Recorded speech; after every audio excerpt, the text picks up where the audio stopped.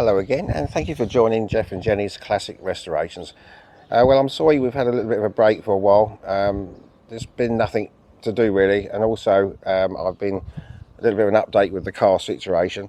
There's one thing I do hate, and that's going into petrol stations or getting diesel, and just being ripped off left, right, and centre by the government. So I thought, well, I'm going to do something. So basically, the Jaguar I've now sold. I sold it to my father-in-law, so it will still be hopefully the odd video every now and again on the Jaguar. I had it all nice and ready. He's on holiday. He's back on Wednesday. I had it all nicely cleaned, and we had the Sahara rain last night.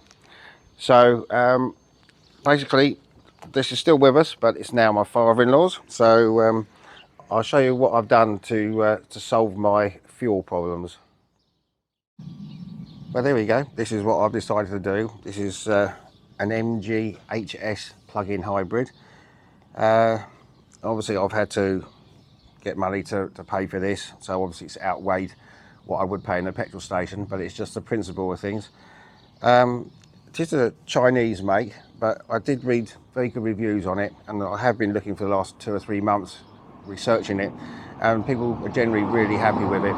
So this is the latest car. Not much I can do to show you, because you can't really do much to it. But I do have the Sahara rain problem again on here, so I'll be washing this one later on. I'll just give you a little look round it, and that's about all we can do.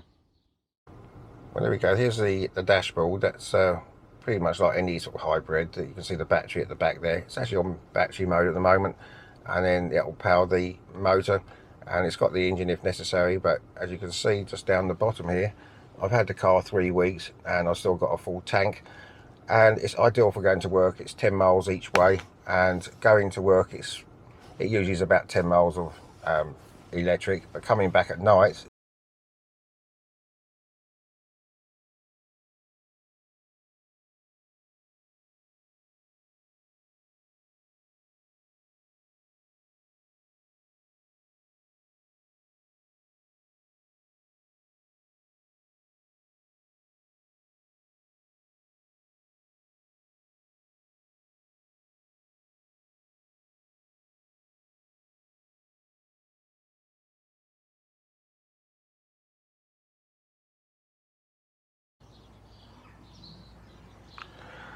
so here we are inside the engine. This is the 1.5 turbo petrol engine, which is mated to a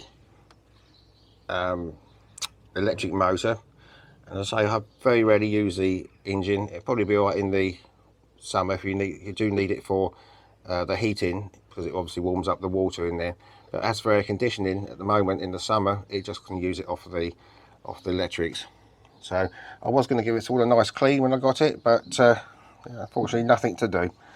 So I can't really touch these vehicles. I know nothing about electric vehicles. 380 volts. So that's just basically a little look around.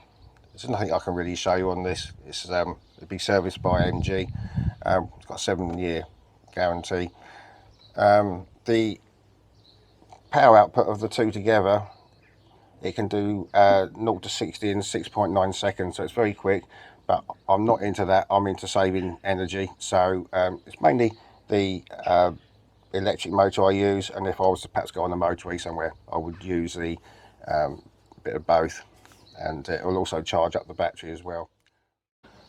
And just before we finish here, this is the offside. This is the charging port in there, and if we go round to the back, round to the other side, this is the petrol filler cap just on the other side.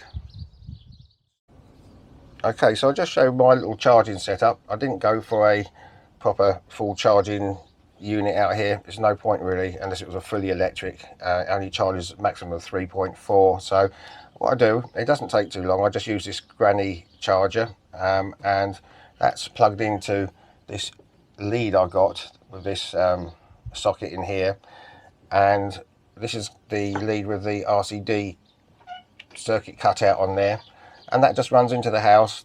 I was worried about the plugs getting warm. I've checked all the plugs over in, or the sockets inside the house, and Everything's tight in there, and that just gets very slightly warm, this this plug, but not hot, just warm slightly. And then that comes down to this little box here, which plug in the MG charger into there, and then this runs out over the fence or gate, and then we just plug that one into the car. So it's been working well for the last 3 weeks. I would say it costs about £2 to get to work and back on electric, so it's certainly a lot cheaper than I was paying in diesel. And just another little update here. This, as you know, is the Honda Stream. I've been using that to nip down to the shops with. It's been great. Hardly uses any fuel. And as you know, we're still working on this Suzuki FZ50. I'm still waiting for the front panel. The gentleman who's going to send me that has broken his arm, so hasn't managed to get to his unit yet. So I was going to try and get this one finished and sold first, but due to me working on the railways, unfortunately we've got this strike coming up, unfortunately. So I will need to sell something to get some money for the strike. So the plan is I'm going to sell, which I didn't really want to, I'm going to sell the Honda Stream as that is finished, and then I can come back to the Suzuki and get that finished. I will do another episode shortly and see if we can get it started. I've still got trouble with the indicators, so I'll come back to that, and at least we can try and see if it will start, petrol, oil, and see how we get on with that.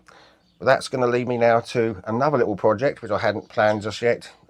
My neighbour had an old 2012 moped, and he said to me the other day he needed to move it.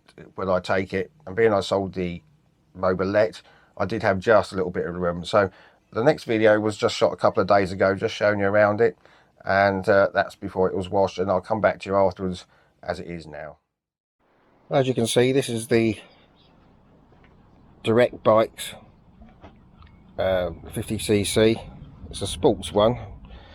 They're not worth a great deal, but as you know, I don't like seeing vehicles in a state. It's actually not quite as bad as it looks. I'm just going to give it a wash, so I'll show you that a little bit later on once it's all washed and that, and I'll do my best to make it look reasonable. And then I'll just go and I will buy some bits once I've sold one of the other scooters to maybe replace some of the panels, but we'll see how we go.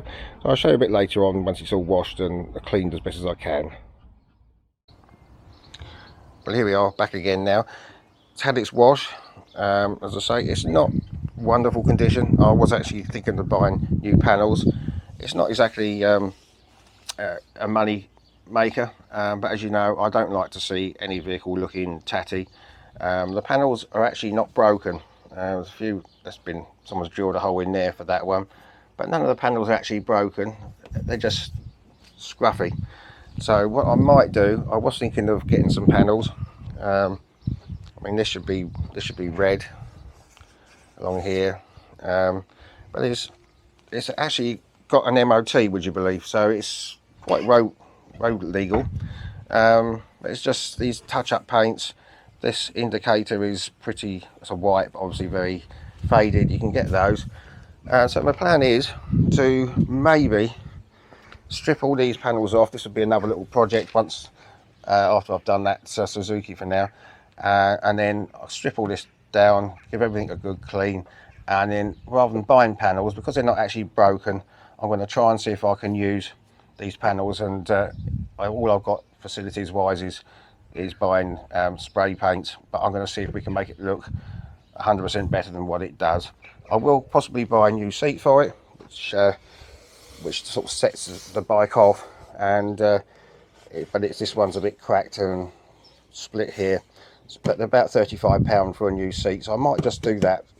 And then a lot of these other bits and pieces can be powder coated. And the other thing I do need, which I can't get hold of at the moment, is a mat to go in there, and it's pretty generic to other Chinese bikes. I'm just charging the battery up. It does run, and it does run very smoothly. And my neighbour he's left it around his father's. He's going to bring me back the cover for that, the battery cover, and then I've got to look out for a mat for that. But everything else, the plastics will all polish up with some plastic polish. So just all these little scratches.